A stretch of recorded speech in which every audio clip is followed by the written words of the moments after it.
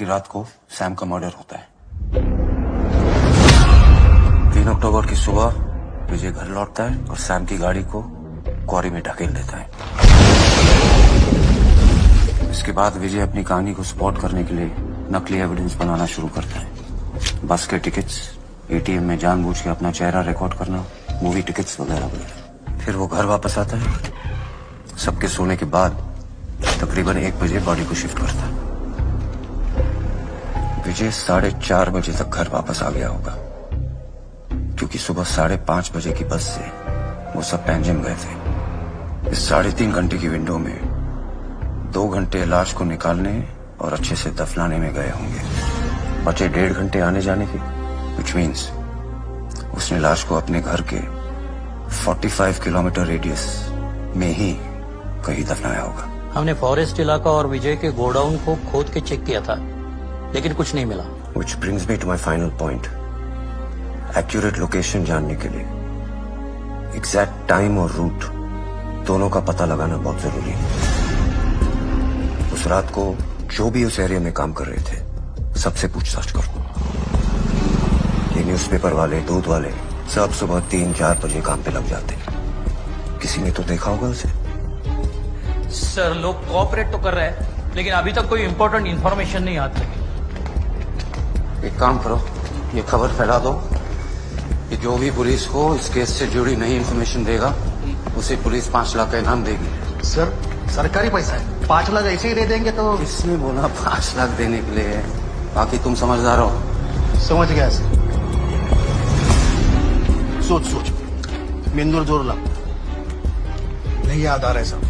कितने लड़के काम पे तेरे पास? एक ही लड़का है सर। तो फिर याद नहीं आ रहे थे वो? याद आया ना तो मुझे बताना। और एक काम कर, 2 लीटर तूप और 2 किलो पनीर भेज देना घर पे। भिजवा दूंगा सर।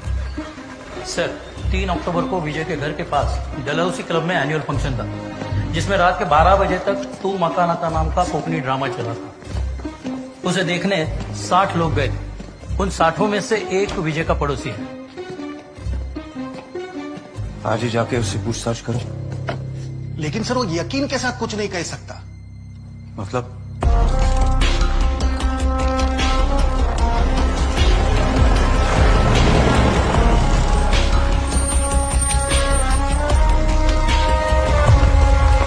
क्या सुभाष सालवी, कैसा है तू? एक बात पूछनी थी तेरे से। 3 अक्टूबर 2014 को तू और तुम्हारी पत्नी तू वाका नाका नाम का कोंकणी ड्रामा देखने गए, यही डलहौसी क्लब में। गया तो था, लेकिन तारीख वही थी, वो मैं यकीन से नहीं कह सकता। तू फिर से शुरू हो गया है?